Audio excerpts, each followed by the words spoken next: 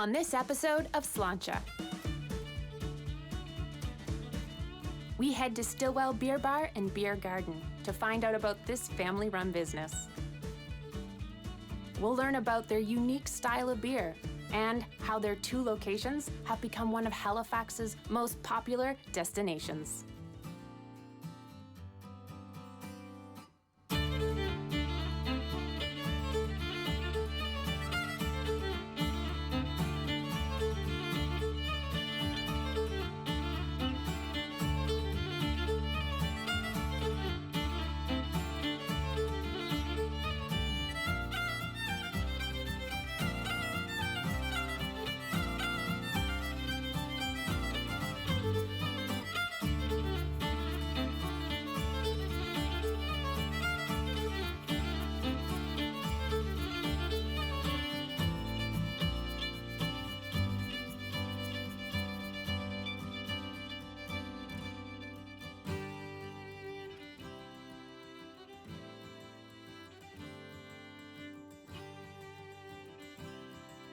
So today we're headed to the heart of downtown Halifax, Nova Scotia. We're actually going to be going to two locations today. Stillwell Bar, which is down on Barrington Street. Then I'm also excited to be going over to their beer garden, which is up on Spring Garden. This location is actually run by my cousins, Chris, Laura, and Kaylee. Recently, my cousin Chris has actually opened up his own brewery. So I'm excited to see what kind of stuff he's got brewing down there in the basement. He's been really interested in some farmhouse ales, which is not something I know a lot about. So this should be pretty exciting.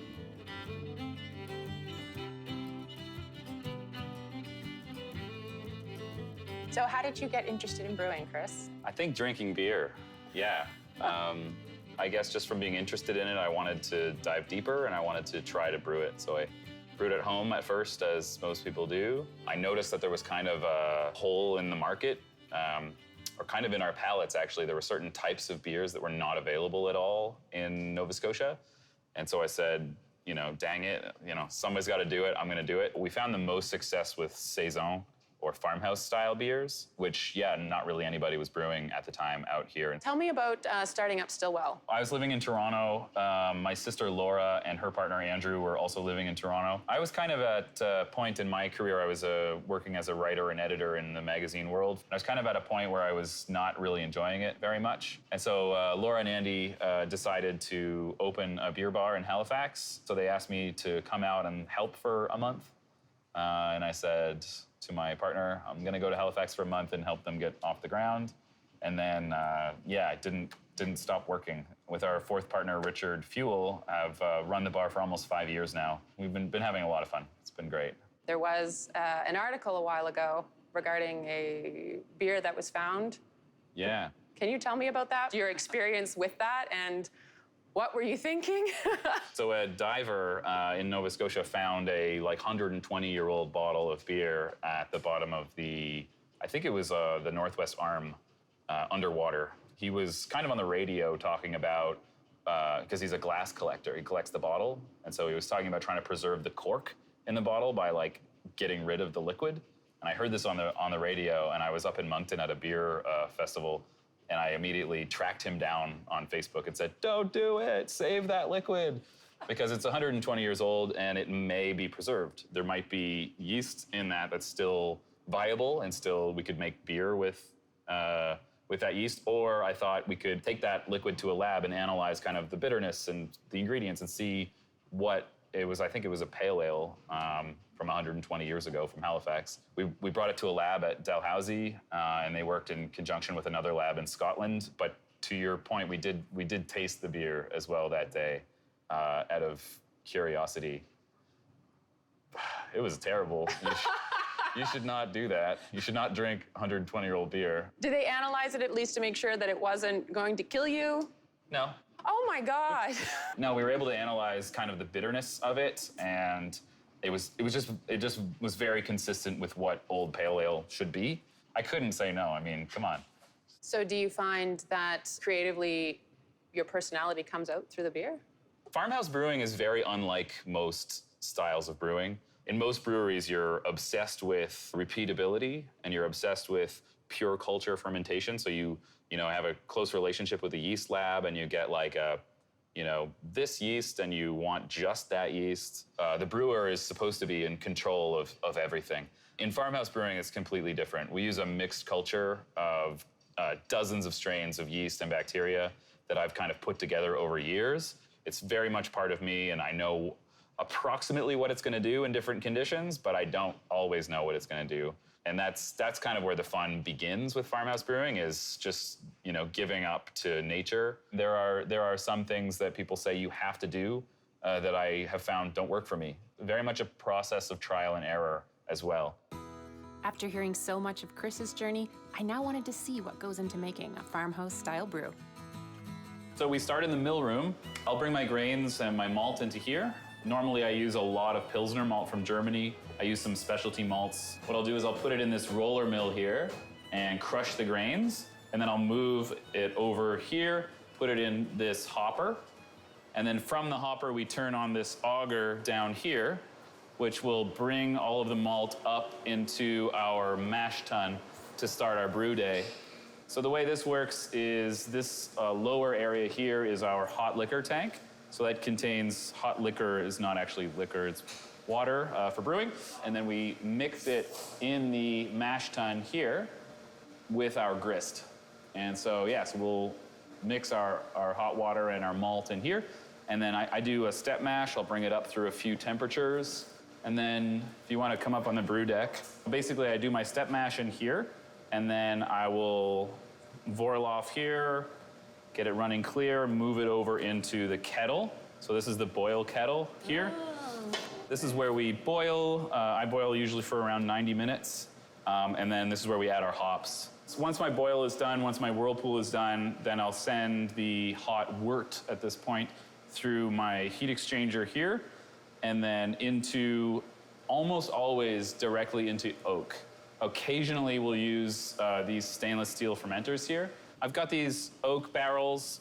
These are 700-liter puncheons from France here. I've got 4 of those. And then I've got these wine barrels. They're about 225, 228 liters each. And then I've got these larger oak vats here. And so what I'll do is I'll send my wort into these vessels and then pitch my house cultures, my yeast, into them, and then wait anywhere from 2 months minimum. And then most of these barrels have beer in them between 3 and 18 months. From there, we'll basically take our beer, once it's finished, then we'll take them and put them into a tank. And then from the tank, we'll set up a bottling system. The bottles go kind of into a cage like this on their sides where they condition. Oh. So we don't do any forced carbonation or anything like that. It's kind of a very old school process. We'll add bottling yeast and a little bit of sugar. We'll allow it to undergo another fermentation in the bottle. That's where we get our carbonation. And these will be labeled later today. Anyway, that's basically the whole process. Next up on Slainte, we talked to Laura to find out about the origin of both Stillwell Beer Bar and the choice to open their beer garden.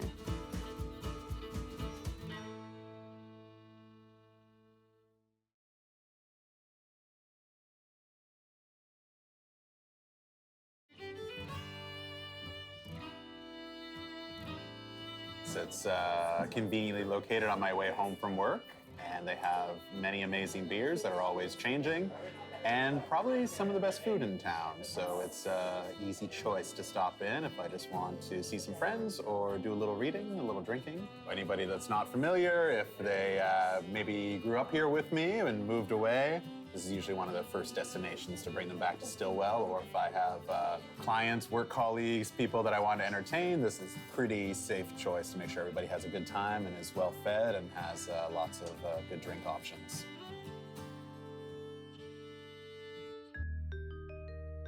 After learning all about the beer from Chris, I now wanted to find out about the origin of Stillwell and what inspired the unique brand and look of their bar.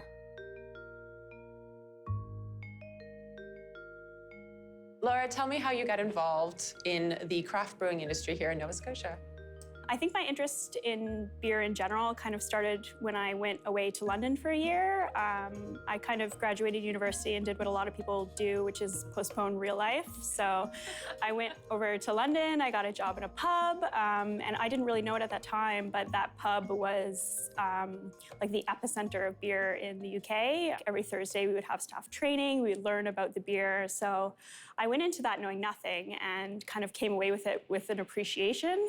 And then it kind of just grew from there. So you're able to feature local breweries here as well as exhibit some of your own that Chris is brewing himself. Yeah. That's pretty unusual. That's great, yeah. We didn't start out with the intention of brewing, but Chris really grew a passion for it and started with recipe development. Chris just really thought it was a step that made sense in our kind of growth. The actual product in the bottle is his baby, and I'm proud of him. He's doing a great job. He's my brother, so. And this is your baby, the bar.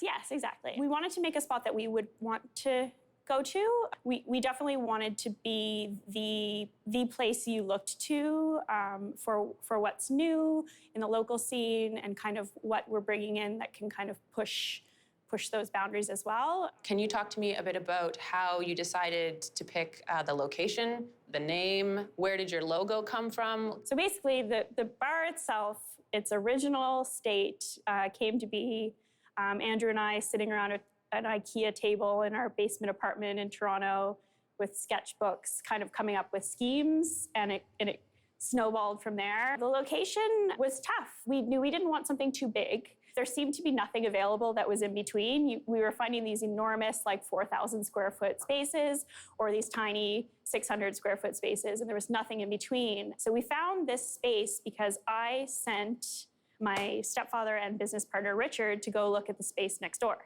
And so he was viewing that, decided it was too small, and then was walking by and was like, wait a minute, this space is empty. So we went for it. Stillwell came to be because we spent a lot of time in Brooklyn and a little bit in Manhattan kind of seeing what the beer bars were like. We had this really lovely day where we kind of took a break from that and went down to Coney Island, and we were sitting on the beach with my friend Melissa and just kind of, talking about what we saw for this place in our future. So Stillwell is the name of the subway station at Coney Island. The logo is the parachute jump, which is the retired ride, which is now kind of like the Eiffel Tower of Brooklyn.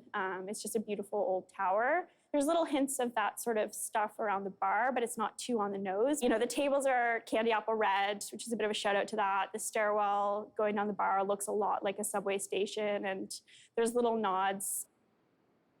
Talk to me a little bit about opening the beer garden on Spring Garden, why you guys decided to open it there.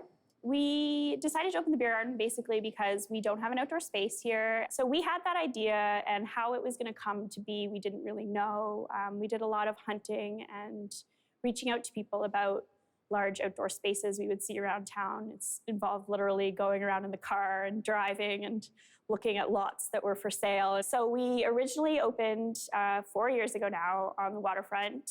We ran it there for one season, and then finding the location on Spring Garden Road was another hitch. We looked at a couple different spaces. It got a little bit hairy and difficult. We didn't know if we were going to be able to open after that year, but then the Spring Garden one did come together, and it's a dreamland. I love it there so much because it's almost like you don't expect it and you kind of discover it. It's like a little secret garden sort of scenario for me. With beer. With beer. I now wanted to know more about the atmosphere of Stillwell, and there wasn't a better way to learn that than from Kaylee, the bar's server and the youngest of the siblings. How long have you been working here at Stillwell? Almost 5 years since the day that Stillwell opened. Stillwell opened 11 days after I turned 19, so it's a little birthday present to my siblings. I couldn't imagine doing anything else, honestly. Working with my family is great, yeah. So you guys don't all hate each other yet? No, it actually makes it easier working with your family because you can be brutally honest, and they can't hate you because, family. When people come into Stillwell, what's the kind of experience you're looking for people to have here? I want them to come in and feel immediately welcome and that there's kind of no pretension behind anything. I think when we first opened, beer was very much associated with hipster scene, blah, blah, blah, people with plaid shirts and beards and stuff. So I like a plaid shirt.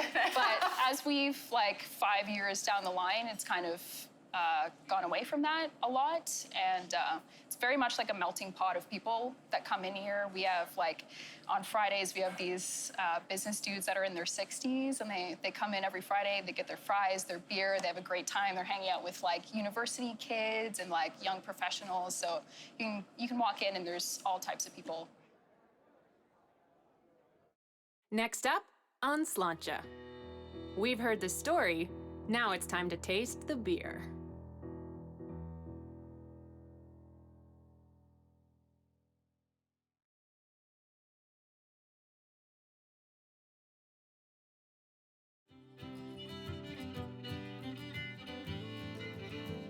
It's always busy. You'll always see your friends and stuff here. Yeah, you could come here alone, but you wouldn't have to drink alone. Yeah. Well, I loved going to Stillwell down when it was just on Barrington, just because they had so many different craft beers. And so in the summer, it's so nice to sit outside. Yeah. You don't feel like you're in the middle of the city. Yeah. No.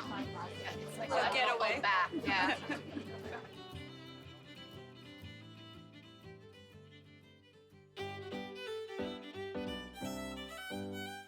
After learning all about Stillwell, there was only one thing left to do: taste the beer. Which one are we gonna start with? Yeah, we're gonna start with Solo. I like this beer to start with because it is the simplest beer we've ever made. It's basically a very low alcohol beer made in a single barrel with our house yeast cultures, and we bottle conditioned it for about a year before we released it. So yeah, just simple Pilsner malt, wheat, oats, very light, nice lemony notes on the nose, some hay, a little bit rustic, but mostly inviting. Smells like I want to drink it. Very nice. I was actually concerned that people might not get into it because in craft beer right now, people are all about bombast. They're all about tons of hops and tons of flavor. This is extremely delicate and has actually been one of our most popular beers we put out. This is a beer called Satz beer. Satz is a Czech hop that is used in Pilsner and used in a lot of different beers. It's probably my favorite hop. It's the one I use the most. So I wanted to do a beer that was kind of just all about that hop.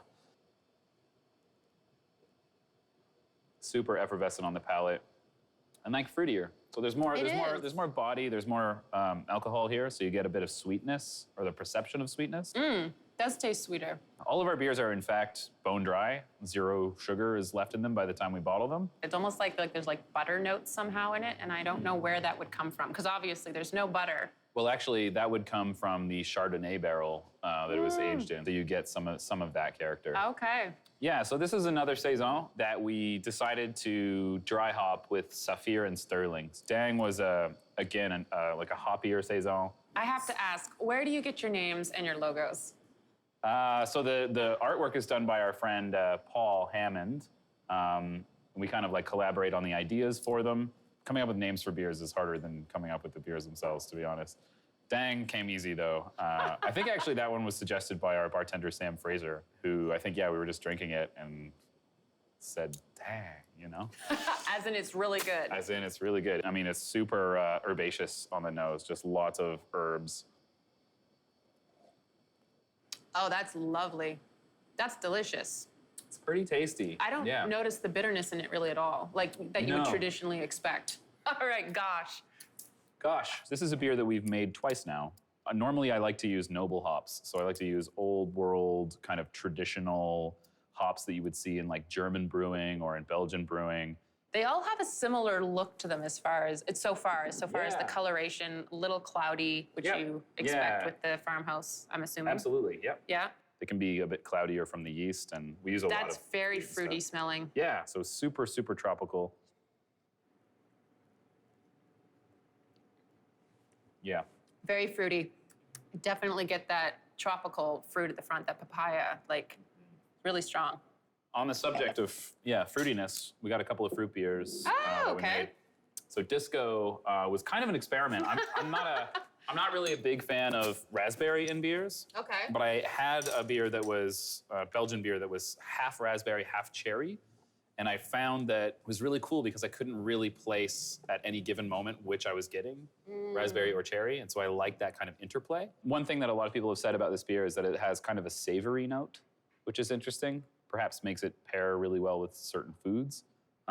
That's exciting to me because that's not something that's totally expected from a raspberry beer or cherry beer. It's like a savory kind of character. So what's really interesting about this is it's very strong, like smelling, at least when I was like, and I was like, okay, this is gonna have a really strong flavor, but as soon as I taste it, it's much lighter on your palate than I would expect.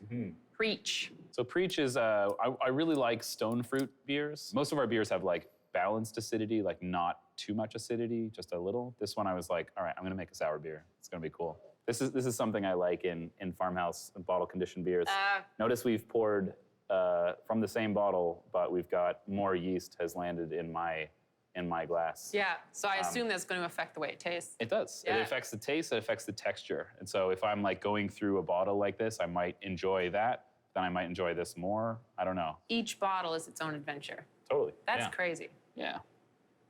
So these peaches were actually a little bit underripe when we added them to the barrel, which I didn't love, but we had them and had to do it. Again, very, very light. Way lighter than I'm expecting it to be. All right, hop tones. So this is our latest beer. We just put this out. I'm personally really excited about this because it's our first farmhouse style beer that we've made in stainless. So this has never been in oak. It's also purposefully less complex than all these other beers. So the beers we've just gone through are all oak aged. They've got acidity and bitterness and oak character and maybe a bit of wine character. This, I made basically a simple pale ale fermented with like standard American ale yeast, but hopped to the level of a pale ale. So just imagine like you're in a bar and you've got a pale ale. Yeah. In 2 weeks, I made it, and that was it. Then, here's the key. In secondary fermentation, we call it, I pitched our house cultures. So I added all of our Brett and lactic acid bacteria, et cetera, everything that we use was added, and then I allowed it to slowly ferment out the rest of the way over 3 months in the tank. So I like all these other beers, but this is my favorite at the moment. Maybe because it's the newest one, but Oh, I see. I love this. As a drinking experience, to have like some nice, refreshing bitterness. This is like an after work beer. Like It's sweeter than I thought it would be. We were talking earlier about a particular beer that you made a while ago, and you were thinking about remaking it. Yeah, Millie. Before we had Stillwell Brewing Co. as our own kind of separate brewery, I used to make beers in other people's breweries. The day I was booked to brew, your grandmother and mine, Millie, passed away. Yeah. And it was pretty nuts. It was a crazy emotional day. So I definitely thought of her that day and made a beer with beets. And I have, a lot of memories of Grammy processing beets at the table. Thinking about her and made this beet beer. I think I'm gonna make it again, and I'm gonna really enjoy thinking about Grammy when I do. One of the things I've noticed through learning your process here is how much of your experiences go into what you're making. You appear very fluid in your process, and I think it shows up in the beer very nicely. You're not willing to kind of stifle what's happening. Sure. I think it's important as a farmhouse brewer in particular to listen. Just like listen to what's happening in your beer. That Mosaic dry hop is a perfect example. Like, I wasn't gonna use Mosaic, but then the beer is like, all right, I need this. It's tropical, so lean into it, Yeah. It's good. I like it. Thanks. Having spent the day learning from my cousins, it was wonderful to reminisce with Chris about our grandmother and to be reminded about how much the people we love shape our lives. I'm truly excited to see what's next for Stillwell and to discover what inspires other local breweries, wineries, and distilleries. I can't wait to see what stories and flavors unfold at the next location.